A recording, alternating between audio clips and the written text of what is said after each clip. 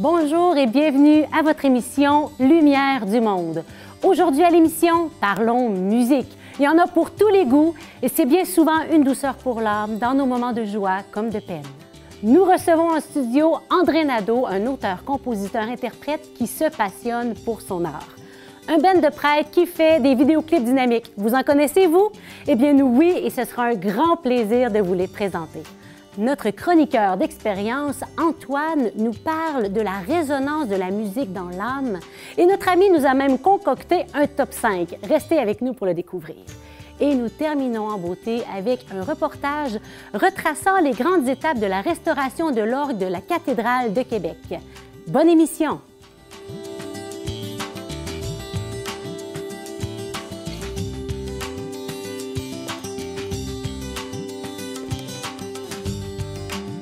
André Nadeau se définit comme un apôtre de l'amour, au cœur vaillant et fidèle, fou et intrépide.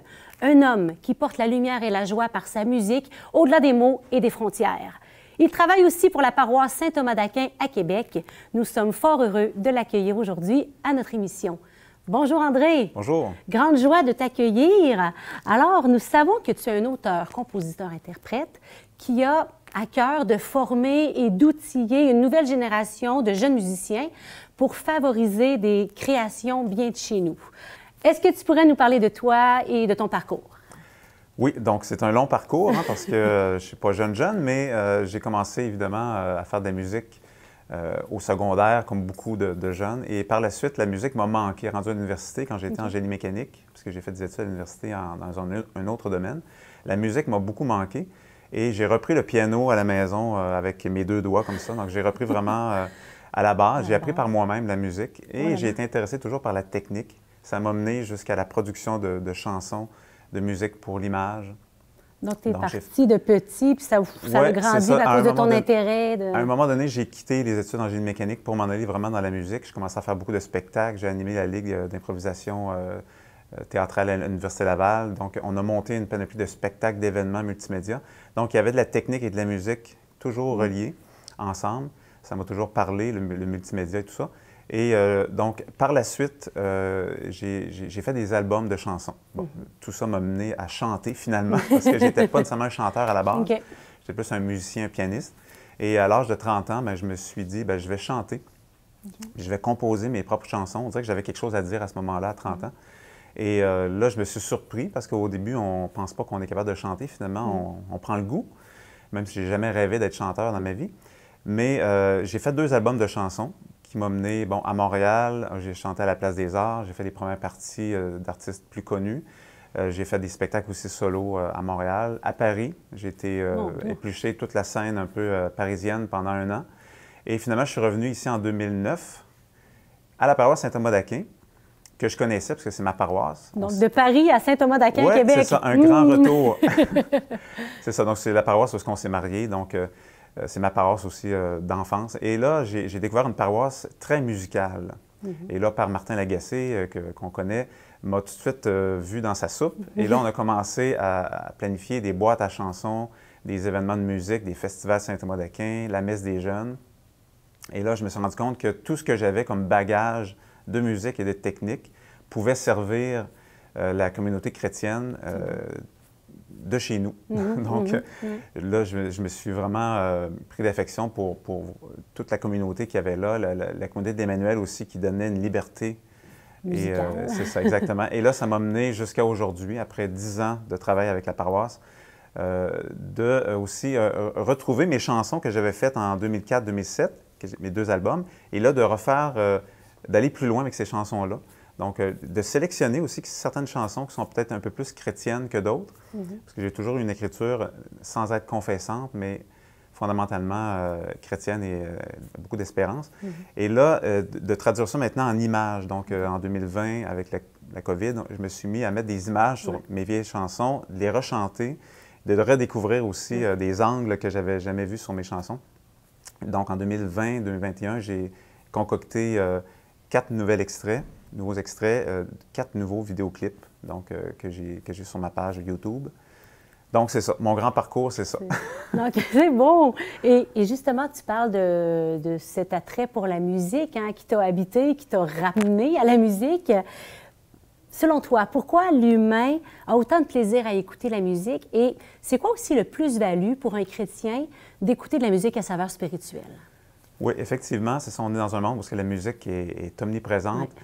Ça plaît au cœur, ça plaît aux oreilles. Je pense que l'être humain a été conçu pour apprécier la musique. Je pense que la musique vient de Dieu, donc c'est quelque chose qui nous ramène au divin, qui nous rappelle, qui nous fait un lien aussi avec notre âme et Dieu. Donc, et dans un monde aujourd'hui où est-ce qu'on dirait qu'on cherche de l'espoir, puis à travers les chansons, on le sent aussi.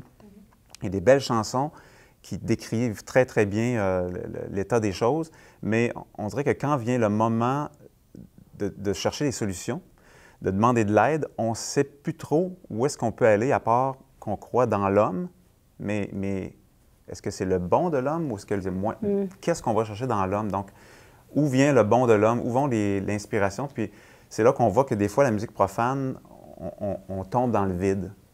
Et avec la musique chrétienne, on est comme une piste de décollage, comme disait Père Martin souvent, c'est qu'au bout de la piste, on décolle. Donc, au bout de la chanson, il y a de l'espoir. On ne sort pas de la chanson, de la musique avec un sentiment vide de désespoir, mais vraiment, on s'en va vers de l'espoir, vers des solutions, puis de demander de l'aide à Dieu, en fait.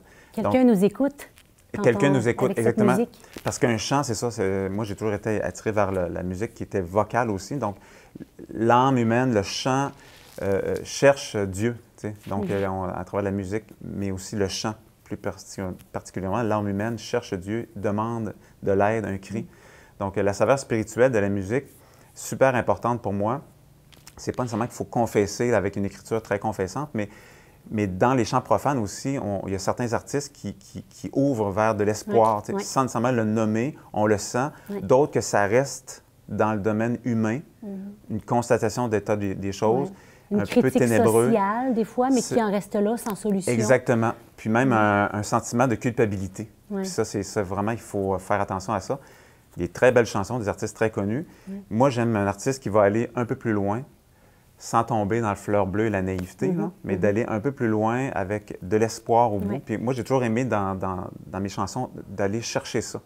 Donc, on décrit un des choses, ça peut être une dépendance, ça peut être une peine d'amour, mais à la fin, Seigneur, aide-moi. Il y a quelque chose à travers les mots qu'on utilise, qu'on décide lesquels, mais il y a de l'espoir vers je crois en ta lumière, je cherche, aide-moi. Il y a quelque chose de toujours un appel, effectivement. Alors, on prend une petite pause dans notre discussion pour aller regarder un vidéoclip d'un spectacle que tu as fait il y a quelques années, je crois. 2015. 2015, donc sur ton chant, « Comme tu es beau ». Oui. Bonne écoute.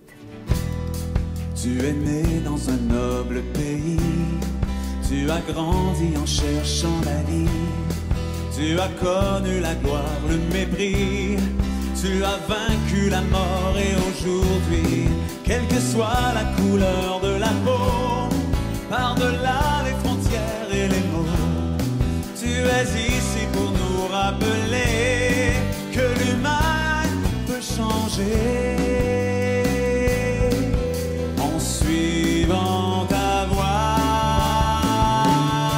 comme tu es beau, toi qui arrives sous les rameaux, tu franchis la rive dans ton créneau, qu'importe la chemise. Comme tu es beau, toi qui attires, transforme et ravive un monde nouveau. Alors, ça donne envie de danser, de chanter tes chansons. Donc, c'est beau de voir la liberté, la joie qui est semée à travers tes chants. Merci, André. Alors, tu mènes une carrière professionnelle et dans ta carrière, tu as différents projets à saveur paroissiale dans ton implication à la paroisse Saint-Thomas. Et donc, plusieurs nouveautés que tu me disais. Donc, je te laisse nous en parler. Puis, c'est quoi aussi que tu vois que ça fait dans le cœur des gens de s'impliquer ainsi dans la musique et dans ton propre cœur, tes implications? Oui, donc effectivement, à la paroisse Saint-Thomas-d'Aquin, il y a beaucoup de nouvelles activités. Depuis le COVID, effectivement, les prêtres ont lancé les Lumières de la joie, donc une louange à chaque matin ou 4 matins par semaine. Après ça, ils ont fait des chansons. Finalement, on a produit 4 chansons, un album de 4 chansons avec les prêtres. On a fait quelques événements musicaux aussi. Et il y a l'événement Jam aussi, qui est très important. Durant le COVID aussi, on faisait ça en ligne sur Zoom. Donc, les chanteurs venaient chanter à partir de leur maison, de leur cellulaire, une chanson partagée. Donc, et là, c'est revenu en présence. Donc, on fait ça aux 2 semaines ou au mois à Saint-Thomas-d'Aquin, dans le sous-sol, parce qu'on a maintenant une scène permanente. On a des instruments de musique permanents. Donc, il y a des donateurs même qui ont donné là, des instruments de musique dernièrement. Donc, on a l'infrastructure, on a les gens, on a les instruments et on a des jeunes qui peuvent venir chanter leurs chansons, que ce soit chrétien ou non, mais on les accompagne. On a un band, donc on les accompagne dans leur démarche. Ils peuvent venir faire plusieurs événements. C'est ouvert vraiment. Donc, tous les jeunes et moins jeunes qui sont intéressés à venir essayer cette scène, on a vraiment tout ce qu'il faut pour faire un bel événement. Pour amener leurs chansons plus loin, en fait. Donc, c'est les derniers ajouts à Saint-Thomas-d'Aquin en 2020-2021. Merci, André, d'être venu nous partager ta passion, parce qu'on le voit et on l'entend dans tes chants, tes vidéoclips. Tu es un homme passionné. Merci aussi de nous avoir aidés à ouvrir nos horizons face à la musique. Et j'invite les personnes qui nous écoutent à aller découvrir ta chaîne YouTube en tapant... André Nadeau, chanteur. Pas plus compliqué, pas plus compliqué. Donc, et je trouve justement que tes paroles, tu parlais d'espoir tout à l'heure, c'est ce que ça laisse dans l'âme, même quand tu traites des sujets de société assez chauds. Là. Donc, et je te laisse présenter notre prochaine capsule vidéo. Donc, on va aller voir effectivement un extrait de Bande de prêtres réalisé par Pierre-Emmanuel, les images, et j'ai fait la musique en studio avec eux. Donc, Nous croyons en Jésus Sauveur, un extrait de 2021. Je pense que c'est assez surprenant. C'est pas ce qu'on s'imagine quand on pense à des prêtres qui chantent. C'est plus moderne. Un peu. Nous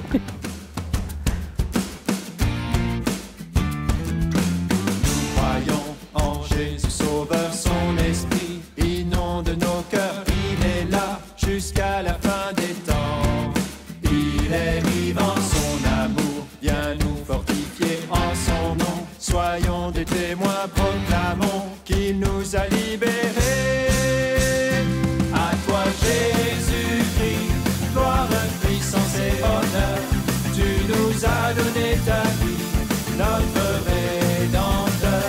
Nous te glorifions, ton amour est éternel.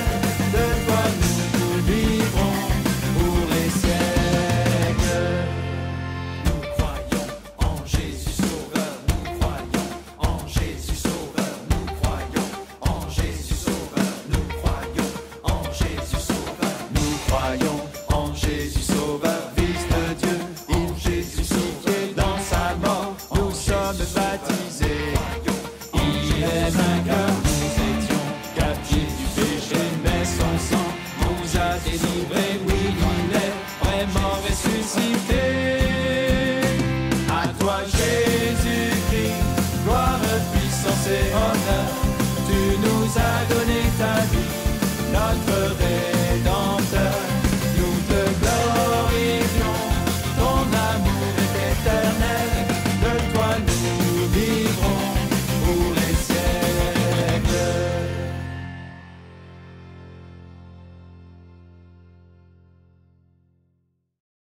Musique contemporaine, artiste d'aujourd'hui, c'est ce dont nous parle notre chroniqueur Antoine.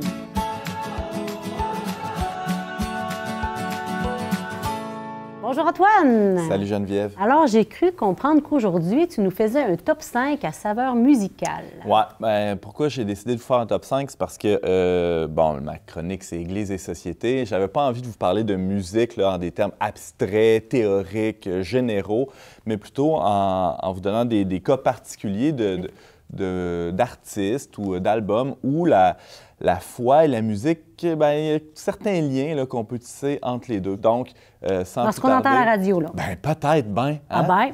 Ça pourrait arriver. Vas-y, numéro 5. On commence par le 5e. C'est un artiste très connu et qui s'est fait connaître surtout pendant la pandémie. Il s'appelle Damien Robitaille. On l'a connu avec ses capsules, ses petites vidéos. C'est un homme orchestre fantastique. Moi, c'est un artiste que j'admire beaucoup parce que malgré toute la gloire qui l'entoure, il a su rester simple, authentique. Et ça, c'est pas rien. Tellement. Ça prend Ça fait du bien. Oui, ça fait du bien. Et peut-être, bon, vous connaissez peut-être son album de Noël, qui est très, très beau, très sympathique. Bientôt, ce sera Noël. Numéro 4. Numéro 4. Une artiste, ben, c'est peut-être des liens un peu moins évidents, mais pour moi, c'est quand même important. Elle s'appelle Lou-Adrienne Cassidy. C'est une jeune femme de Québec, 24 ans à peu près. Ses textes témoignent d'une quête fondamentale qui est celle de chaque être humain, et j'ai nommé l'amour. Le grand sujet de tous les musiciens et chanteurs. C'est pas la première artiste à se pencher là-dessus, mais elle le fait d'une manière assez, disons, incarnée, sans être vulgaire et grossière. Je pense que ses textes sont très recherchés. Sa musique aussi, c'est très bien fait. Son album précédent s'appelait « C'est la fin du monde à tous les jours ». Et là, elle vient tout juste d'en lancer un qui s'appelle « Lou-Adrienne vous dit bonsoir », dans lequel cet album-là, elle poursuit sa réflexion sur le corps et sur les relations amoureuses dans un contexte de virtualisation des relations. Ben, je pense que c'est important de se réincarner un peu, de s'incarner en tout cas. Ouais, pas s'incarner, non, pas trop, s'il vous plaît. Numéro 3, je vais accélérer un peu. Louis-Jean Cormier, hein, c'est le chouchou de bien des Québécois et Québécoises. Autant compositeur-interprète. On l'a connu peut-être comme juge dans La Voix pour plusieurs, pour le grand public, mais il était déjà dans Carquois aussi. C'est un homme qui a composé, non pas un, mais 2 albums, ces 2 plus récents, sur beaucoup autour du thème du deuil de son père. Son père est un homme de foi. Pendant des années, Louis-Jean Cormier était en distance, presque en réaction face à ça. Et là, avec le départ de son père, il y a toutes sortes de questions spirituelles, existentielles aussi, qui refont surface dans des textes très bien ficelés, qui se questionnent littéralement sur la vie après la mort, sur la relation qu'on peut avoir avec les gens une fois trépassés. Alors, c'est très touchant, très beau. Encore une fois, Louis-Jean Cormier, spécialement ses 2 derniers albums.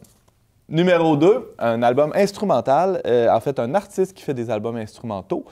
Il s'appelle Jean-Michel Blais, c'est un pianiste, un peu moins connu du grand public, non. Son dernier album, Dans ma main, et son prochain, qui va sortir en février, va s'intituler Oh Bad.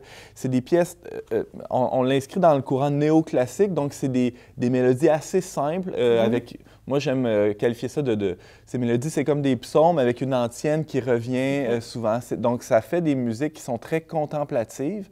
Bon, évidemment, il n'y a pas de lien explicite là, avec la foi, mais je pense que ça se marie bien, justement, avec des moments de contemplation. Très, très beau. On se laisse porter par cette musique, Jean-Michel Blais. Numéro 1, il me reste quelques secondes. Alors, c'est un chanteur pop aux inspirations gospel assumées. Il s'agit d'Étienne Coppé, C-O-P-P-E-E. À peu près pas connu du grand public, mais ça ne saurait tarder. Il a participé à plusieurs concours, grands festivals. Et là, avec son dernier album qui s'intitule « Et on pleurera ensemble », c'est littéralement des odes à la fraternité, à l'amitié, à la vie. Tout ça est plein d'espoir, malgré le titre un peu tristounet. Là, « On pleurera ensemble », c'est pas... Oui, mais on est ensemble. On est ensemble. Alors, je vous invite à aller sur YouTube, taper « Demain, il fera beau ». C'est une pièce où il y a de nombreux alléluia qui sont chantés en chœur. Vraiment, ça élève l'âme, il n'y a pas à dire. C'est un incontournable des prochains mois à mettre dans vos oreilles au plus vite.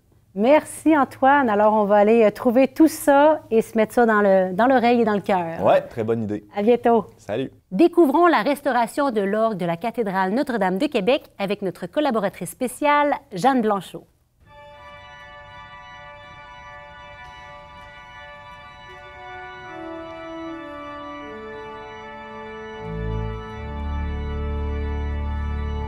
Aujourd'hui, c'est le chantier de l'orgue Casavant, le retour de ce magnifique instrument, l'orgue de tribune de la cathédrale.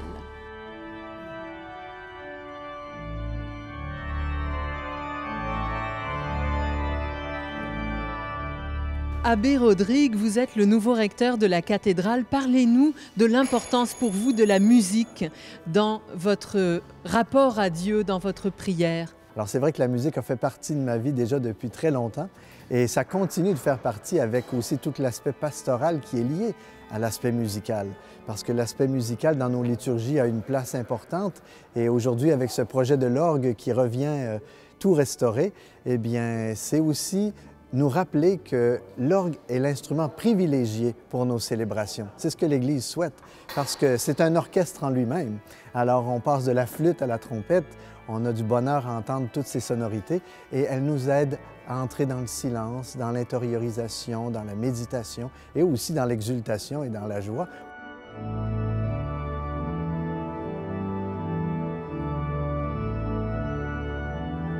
Nous voici maintenant au cœur du chantier.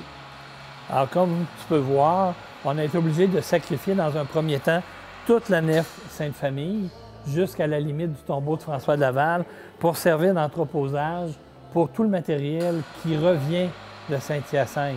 Alors, la console va entrer ici. Alors, on va venir se positionner dans le rectangle fait par les échafauds. Il y a un bim en acier en haut. Ils vont l'accrocher solidement et ils vont la monter jusqu'en haut. Ils vont la glisser sur le bim d'acier, la redescendre. Et là, ils ont une prise pour le faire, parce qu'un coup qu'elle est assise à sa place, elle est beaucoup trop lourde pour être manipulée par des gens.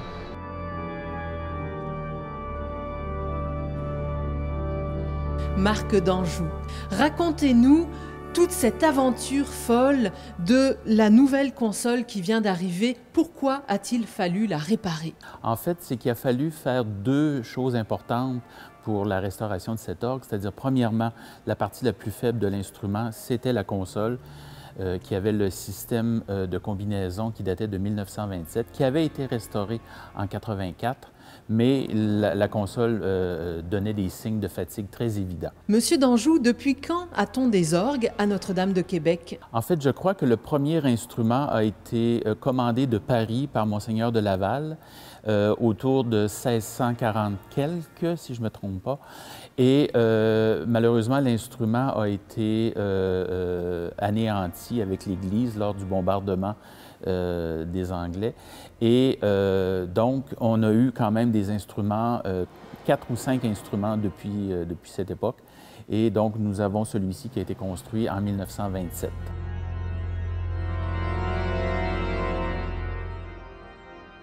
Alors, Monseigneur Denis Bélanger, racontez-nous ce projet. C'est un projet qui a commencé avec mon prédécesseur. Et il faut dire que c'est un projet aussi qui a eu lieu dans les années 80, il y a 40 ans. À tous les 40 ans, ça prend des révisions majeures des orgues. Alors, il fallait statuer sur le fait de le réparer ou de le laisser aller, parce que là, la console de l'orgue était rendue à la fin de sa vie utile. Alors donc, il fallait des réparations majeures. Naturellement, ce n'est pas l'argent des fidèles ou l'argent de la paroisse ou l'argent du diocèse qui a servi à la restauration de l'orgue. Il fallait donc des donateurs. Alors, des donateurs ont été cherchés, donc, on a obtenu, avec des démarches, des dons de grands donateurs qui sont des corporations. La restauration complète de l'orgue, c'est à peu près 1 million. Et le choix de la firme Casavant pour cette réparation, ça a été aussi toute une démarche? Quand il s'agit du facteur d'orgue, naturellement, on va chercher des propositions. Et alors, il y en avait 2 qui se présentaient. On voulait un facteur d'orgue québécois, naturellement. Et puis, il y avait les orgues Les Tourneaux, puis il y avait les orgues Casavant. Alors, les orgues Les Tourneaux, c'est eux qui ont restauré l'orgue de chœur il y a 2 ans. Alors donc, ce qui est arrivé très simplement, c'est que le carnet de commandes des orgues Les Tourneaux était plein. Et comme c'est un orgue Casavant au point de départ, en 1927, alors les dossiers à la maison Casavant, c'était très intéressant parce qu'eux, ils ont conservé tous les dossiers. Alors, il y avait les dossiers de Notre-Dame de Québec. On pouvait voir tout le travail de 1927 dans le détail. Enfin, tout ça, c'est archivé.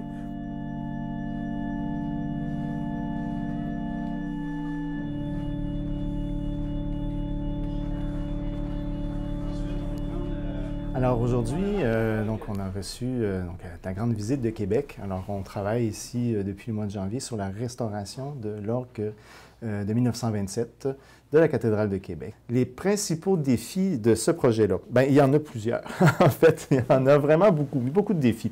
En fait, le premier défi, c'est de pallier ou, disons, ça a été de retrouver, disons, l'essence même de l'instrument de 1927 parce que c'est un instrument qui a été grandement modifié en 1984 lors d'une restauration. Alors nous, on a essayé de retrouver, évidemment avec nos archives, avec la façon dont on travaille chez Casavant, de retrouver le travail qu'on avait fait à cette époque-là, mais en même temps en lui apportant une nouvelle couleur. On n'a pas refait une reconstruction à l'identique, une reconstruction sonore à l'identique. On est allé chercher autre chose, on lui a donné un caractère plutôt néo-symphonique. En fait, tout le dossier d'archives, c'est ce qu'on appelle les carnets, les premiers dessins, des essais. Dans certains travaux, on peut faire une restauration sur place, mais il y a tellement de composantes. Je vous dirais que si on devait faire tout ça sur place, on monopoliserait la cathédrale au grand complet, toute la surface du plancher, pendant au moins 9 mois. La particularité de l'orgue, en fait, c'est d'être un instrument imposant. C'est un instrument qui ne se transporte pas. C'est une pièce d'architecture. C'est une pièce qui est construite pour faire partie intégrante du lieu qui l'abrite.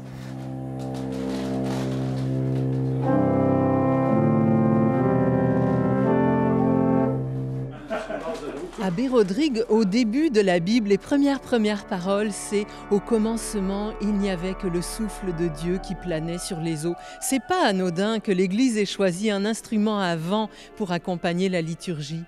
Effectivement, même si notre instrument n'est pas mécanique, donc mené par des tiges de fer, comme on le voit dans certaines églises en Europe, eh bien ici, c'est une soufflerie qui est le moteur aussi de cet instrument. Et ça prend du souffle pour jouer de l'orgue. Ça prend une et même plusieurs souffleries pour tenir cet instrument avec toutes ses sonorités. Et c'est vrai que le fait d'entendre l'orgue, le fait de recevoir aussi les vibrations, le fait de se sentir un peu mouvoir, même dans notre banc d'église parfois, eh bien ça fait partie aussi de l'expérience spirituelle à travers la musique et à travers le chant. Nos cordes vocales bougent aussi, nos cordes vocales ont à travailler. Et il y a aussi là de la vibration, mais il y en a aussi dans un orgue. Et c'est beau de voir ce mariage entre le corps et aussi l'instrument dans nos célébrations.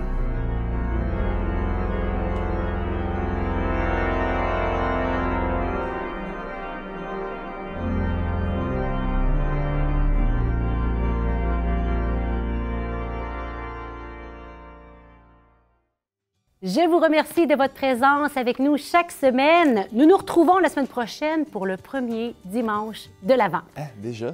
Oui, mon cher, déjà. Et l'Avent, pour toi, en 2 mots, c'est quoi? Préparation à Noël, c'est 3 mots.